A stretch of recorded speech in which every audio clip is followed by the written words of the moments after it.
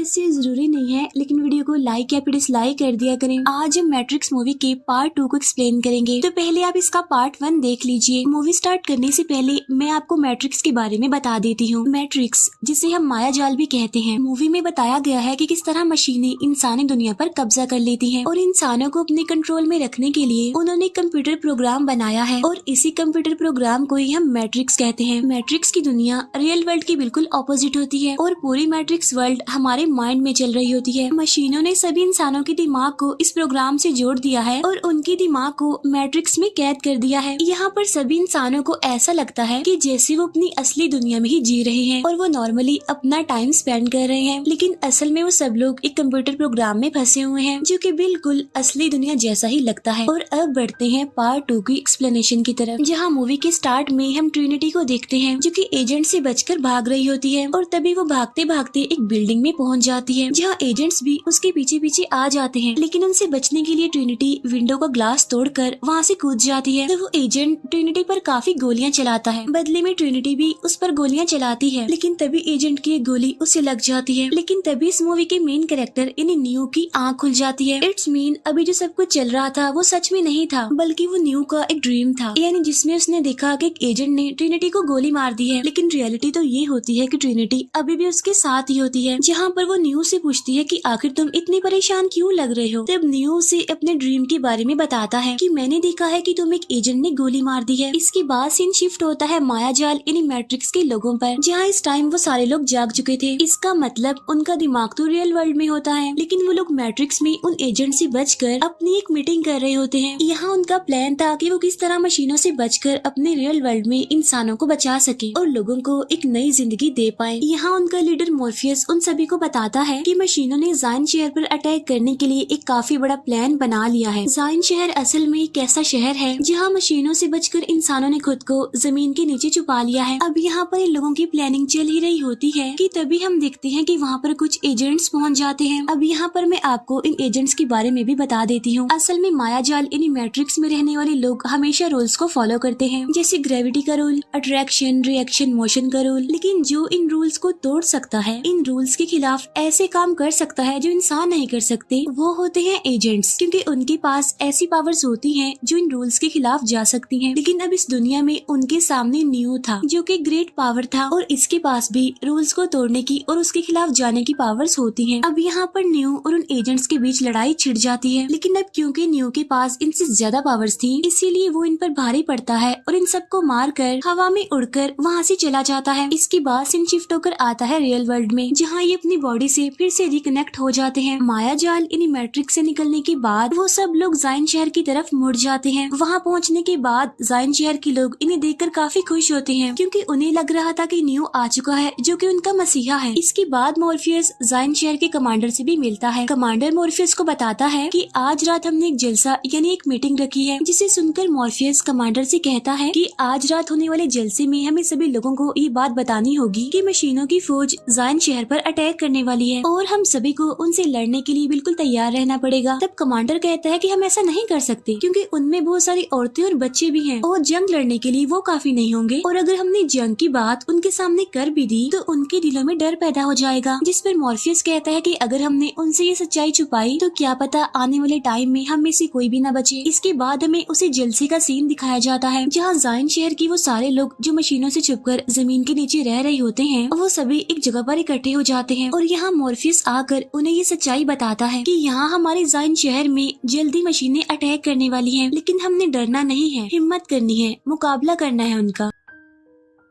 तब उसकी ये बात सुनकर काफी लोग उसे सपोर्ट करते हैं और खुश होते हुए नारे लगाने लगते हैं। अब यहाँ एक तरफ तो ये लोग अपने जलसे को सेलिब्रेट कर रहे थे, उधर न्यू और ट्रिनिटी भी दोबारा रिलेशनशिप में आ जाते हैं। इसके बाद सीन शिफ्ट होकर नेक्स्ट डे पर जाता है, जहाँ मैट्रिक्स में मॉर्फियस के कुछ साथी एजेंट से बचकर भाग रहे होते हैं और ये लोग हमेशा की तरह टेलीफोन बूथ के पास पहुंचकर कॉल करके खुद को ट्रांसपोर्ट कर लेते हैं। लेकिन तभी वहाँ पर एक एजेंट पहुँच जाता है और ये वही एजेंट था जिसने न्यू को मार दिया था। अब ये दोबारा जिंदा कैसे हो गया और यहाँ पर कैसे आ गया इसके बारे में हम आगे जानेंगे। यहाँ उस एजेंट ने दूसरे पर्सन की बॉडी में हाथ डालकर उसे पूरी तरह से अपने जैसा बना लिया होता है। इट्स मीन अब इस एआई के अंदर इतनी ज्यादा पावर आ चुकी है कि मैट्रिक्स के लोगों को सेम टू सेम अपने जैसा बना सकता है। इसके बाद हमें जायन शहर का सीन दिखाया जाता है जहाँ पर न्यू और उसकी टीम दोबारा से अपने लोकेशन पर जाने लगते हैं और उनकी लोकेशन जायन शहर से बाहर होती है। अब यहाँ पर उनका मकसद रास्ते में आने वाली मशीनों को रोकना था। इसके बाद उनकी पूरी टीम अपने स्पेसशिप में बैठकर जायन शहर से काफी दूर चली जाती है। उनके जाने के बाद कमांडर काउंसलर को कहता है कि हमें मॉर्फियस को न्यू को यहाँ से ले जाने की इजाजत नहीं देनी चाहिए थी, क्योंकि क्या पता कि कभी भी हम पर अटैक हो जाए, जिसके बचाव में न्यू हमारी हेल्प कर सकता था। तब काउंसलर उसे कहता है कि तुम फिक्र मत करो, वो बहुत जल्द आ जाएंगे दोबारा, क्योंकि असल में उस टाइम तक न्यू को ये बात समझ में आ चुकी थी कि मशीनों की तादाद उनसे बहुत ज्यादा है और अगर उन सारी मशीनों को इंसानों पर अटैक करने से रोकना है तो सबसे पहले उनके एक्चुअल बॉस के पास जाकर उसे बात करनी होगी। और यही वजह थी कि न्यू ने अपने टीम मेंबर्स को जायन शहर से निकलने का ऑर्डर दे दिया था। इसके बाद हम देखते हैं कि न्यू ने फिर से अपने दिमाग को मैट्रिक्स वर्ल्ड से कनेक्ट करके खुद को मैट्रिक्स में भेज दिया है, जहाँ पहुंचकर वो सबसे पहले ओरेकल से मिलता है, क्योंकि मैट्रिक्स वर्ल्ड में ओरेकल हमेशा न्यू की हेल्प करती है। तब न्यू उससे पूछता है कि आप भी मायाजाल का एक प्रोग्राम है और मैं आप पर ये कैसे यकीन कर लूं कि आप हमारी हेल्प ही कर रही हैं, क्योंकि आप ही की तरह कुछ प्रोग्राम्स ने हमें खत्म करने का सोच लिया है,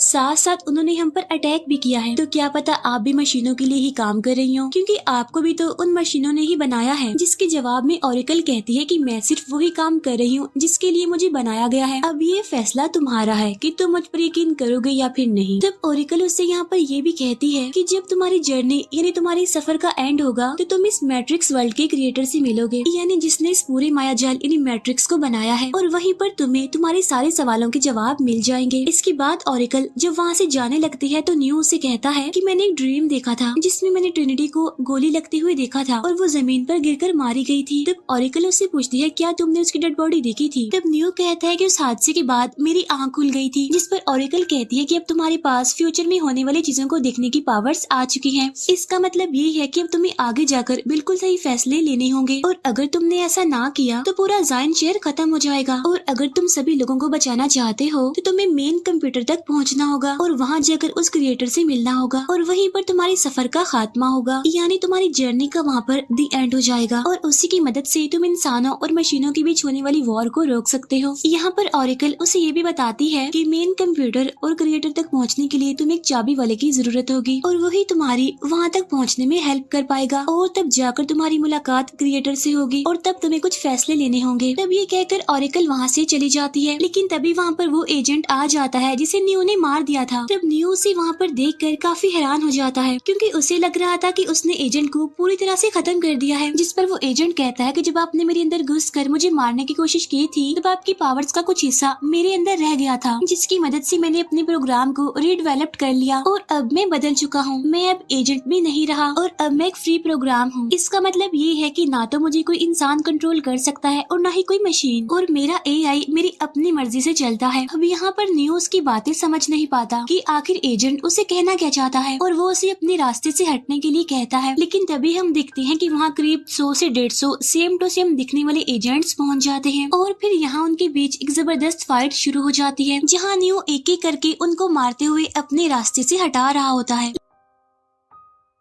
लेकिन यहाँ पर वो एजेंट भी उसे कड़ी टक्कर दे रहे होते हैं। लेकिन अब क्योंकि न्यू ग्रेट पावर था इसीलिए वो सभी एजेंट्स उसके सामने टिक नहीं पा रहे थे, और यहाँ पर न्यू उड़कर उन सभी को मार रहा होता है। लेकिन तभी हम नोटिस करते हैं कि उन एजेंट्स की तादाद तो कम हो ही नहीं रही थी, वो आहिस्ता आहिस्ता करके बढ़ते ही जा रहे थे। अगर वो 100 को अपने रास्ते से साफ करता था तो 200 उसके सामने आ जाते थे, और अगर 200 को करता था तो 400 आ जाते थे। अब इतने सारे एजेंट्स होने की वजह से वहाँ पर आहिस्ता आहिस्ता न्यू हार मानने लगता है। इसके बाद खुद वो एजेंट आकर न्यू को अपने जैसा बनाने की कोशिश करता है, जैसा कि उसने बाकियों को अपनी तरह बनाया था, यानी उनकी बॉडी में हाथ डालकर वो न्यू को ऐसा बना भी देता है। लेकिन न्यू अपनी पावर से फिर से अपनी बॉडी को रीजनरेट कर लेता है और वापस से अपनी रियल वर्ल्ड में आ जाता है। तब यहाँ पर ट्रिनिटी उससे पूछती है कि तुम इतने हैरान इतने परेशान क्यों लग रहे हो। तब न्यू उससे बताता है कि मैट्रिक्स में सेम टू सेम उस एजेंट जैसे दिखने वाले लोग पहुँच चुके हैं जिसे मैंने मार दिया था। तो हो सकता है कि शायद ये मैट्रिक्स वर्ल्ड का कोई ग्लिच हो, लेकिन फिर भी वो हमारे लिए खतरा है, हम सबकी जान ले सकता है वो, क्योंकि पहले तो हमें सिर्फ एक एजेंट से डर था, लेकिन अब तो बहुत सारे हो गए हैं उस जैसे। न्यू यहाँ पर हैरान इसलिए था क्योंकि ऐसा उसने पहले कभी भी नहीं देखा था। उस एजेंट ने लोगों को किसी तरह बदल कर अपने जैसा बनाने का तरीका ढूंढ लिया है। यहाँ पर मॉर्फियस उससे कहता है कि तुमने ऑरेकल से बात की, उसने तुम्हें क्या बताया? तब न्यू कहता है कि उन्होंने मुझे किसी चाबी वाले से मिलने के लिए कहा है। इसके बाद ये लोग फिर से मैट्रिक्स में चले जाते हैं। वहाँ जाकर ये एक आदमी से मिलते हैं जिसका नाम मैरोविंजन होता है और मैरोविंजन वही होता है जिसने चाबी वाले आदमी को अपने कैद में रखा होता है। न्यू उससे कहता है कि हमें चाबी वाले आदमी की जरूरत है, तो तुम मुझे प्लीज उस तक पहुंचा दो। लेकिन मैरोविंजन उसकी बात नहीं मानता और उसे यहाँ से वापस जाने के लिए कहता है। अब हालांकि यहाँ पर न्यू वापस तो जाना नहीं चाहता था, लेकिन यहाँ पर वो मैट्रिक्स के लोगों से लड़ाई भी करना नहीं चाहता था, इसीलिए वो मॉर्फियस और ट्रिनिटी के साथ वापस जाने लगता है। लेकिन तभी उसके सामने मैरोविंजन की वाइफ आ जाती है और वो न्यू को कहती है कि मैं तुम्हें जानती हूँ, मुझे लगता है कि शायद अब से पहले हम लोग मिल चुके हैं, मैं इस काम में तुम्हारी हेल्प कर सकती हूँ,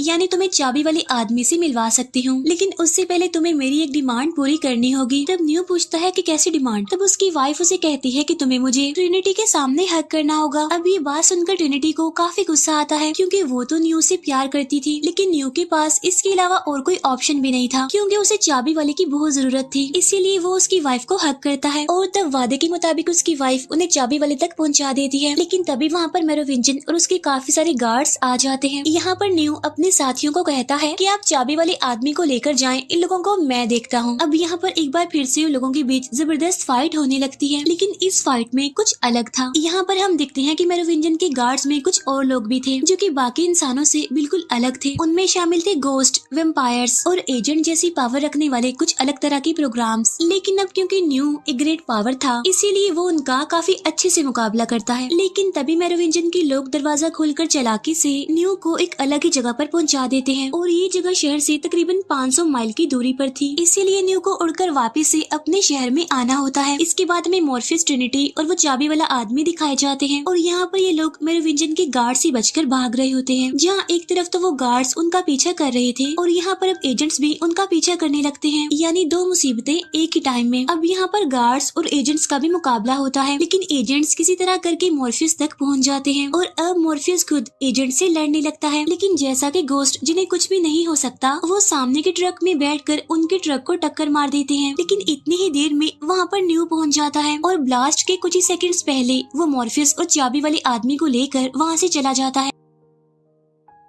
इसके बाद हमें जाइन शहर का सीन दिखाया जाता है और यहाँ पर कमांडर अपने सारे सोल्जर्स को रेडी कर रहा होता है और बताता है कि तकरीबन 9 घंटों में वो सारी मशीनें जाइन शहर पर अटैक कर देंगी, इसीलिए हम सबको उनसे लड़ने के लिए बिल्कुल तैयार रहना होगा। उधर चाबी वाला मैट्रिक्स में न्यू को क्रिएटर तक पहुँचने का रास्ता बता रहा होता है और कहता है कि उसके सामने का दरवाजा सिर्फ 5 सेकंड्स के लिए ही खुला रहेगा, इसीलिए तुम्हें काफी स्पीड में वहाँ तक पहुँचना होगा। जिस पर न्यू कहता है कि वो सब आप मुझ पर छोड़ दे, आप बस सिर्फ ये करें कि उस दरवाजे की चाबी बनाएं। लेकिन वहाँ पर जाना इतना आसान नहीं था क्योंकि तभी उनके सामने वही एजेंट आ जाता है। अब यहाँ पर न्यू काफी मुश्किलों का सामना करते हुए सारे एजेंट्स को मारकर मेन कंप्यूटर तक पहुँचने की कोशिश करता है, लेकिन इसे भी चाबी वाला आदमी मारा जाता है। लेकिन मरने से पहले वो मेन कंप्यूटर रूम की चाबी उसे दे देता है। अब इस बिल्डिंग के ब्लास्ट होने से पहले न्यू अपनी फुल स्पीड में मेन कंप्यूटर रूम में पहुँच जाता है, जहाँ पर उसकी मुलाकात इस मैट्रिक्स के क्रिएटर से होती है, यानी इसी पर्सन ने इस पूरे मैट्रिक्स को बनाया है। यानी यहाँ की बिल्डिंग्स, यहाँ के रूल्स,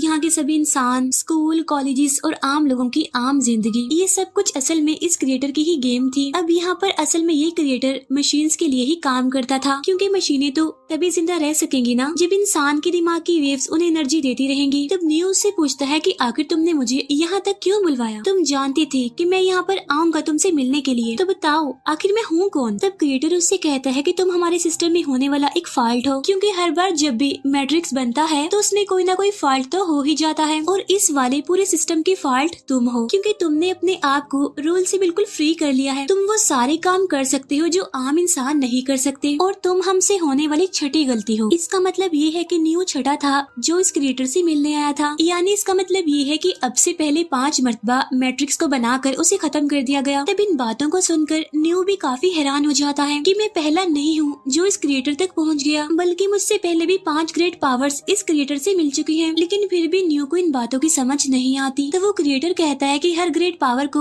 मुझसे मिलने में काफी मुश्किलात का सामना करना पड़ता है और फिर मिलने के बाद उन्हें एक फैसला करना होता है और वही फैसले का टाइम आज तुम्हारे सामने आ चुका है। असल में वो क्रिएटर न्यू को ये बताने की कोशिश कर रहा था कि जब एक मैट्रिक्स को बनाया जाता है तो पहले तो वो सही चलता है, और जब उसमें तुम जैसी ग्लिच यानी फॉल्ट आ जाता है तो उसका लास्ट पॉइंट मुझ तक ही खत्म होता है। और बिल्कुल वैसा ही आज भी होने वाला था, क्योंकि मैट्रिक्स की ये पूरी दुनिया अब खत्म होने वाली है। इसके बाद एक और नया मैट्रिक्स वर्ल्ड बनाया जाएगा, लेकिन उसे बनाने से पहले तुम्हें कुछ फैसले करने होंगे। तुम्हें इन दोनों चीजों में से किसी एक चीज को चूज करना होगा। एक चीज तो है ट्रिनिटी, जो कि तुमसे प्यार करती है, और दूसरी तरफ मैं तुम्हें 23 लोग दूंगा, जिसमें से 16 औरतें और 7 मर्द होंगे, जिनके साथ तुम एक नई मैट्रिक्स की दुनिया बना सकते हो। अब ये तुम्हारी मर्जी है कि तुम इन दोनों में से किस चीज को चूज करोगे। अब हालांकि पिछली 5 मरतबा सेम चीज रिपीट होती आई है, लेकिन यहाँ पर न्यू अलग चूज करता है और वो कहता है कि मुझे किसी को भी नहीं बचाना और मेरे लिए सिर्फ और सिर्फ ट्रिनिटी ही सबसे आगे है। अब यहाँ पर एक काफी बड़ा ब्लास्ट होने लगता है, जिससे ये पूरा कंप्यूटर प्रोग्राम खत्म होने लगता है, जहाँ से न्यू फुल स्पीड में निकलकर वहाँ से भाग जाता है। और यहाँ पर हम देखते हैं कि न्यू की जान खतरे में देखकर ट्रिनिटी उसे बचाने के लिए यहाँ पर आ जाती है। और ये वही ड्रीम होता है जो न्यू को आया था मूवी के स्टार्ट में, जहाँ एक बिल्डिंग से कूद जाने के बाद एक एजेंट ट्रिनिटी को गोली मार देता है। लेकिन तभी हम यहाँ पर देखते हैं कि न्यू वहाँ पर आकर ट्रिनिटी को बचा लेता है, और जो जमीन पर गिरता है वो कोई और नहीं बल्कि एजेंट होता है, जो कि गाड़ी पर गिरने से मारा जाता है। तब न्यू ट्रिनिटी को वहाँ से लेकर एक बिल्डिंग की छत पर आ जाता है, लेकिन तभी न्यू देखता है कि ट्रिनिटी मरने वाली है, क्योंकि उसकी हार्ट बीट बंद हो चुकी है। लेकिन न्यू ये जानता था कि वो ग्रेट पावर है और इस मैट्रिक्स वर्ल्ड को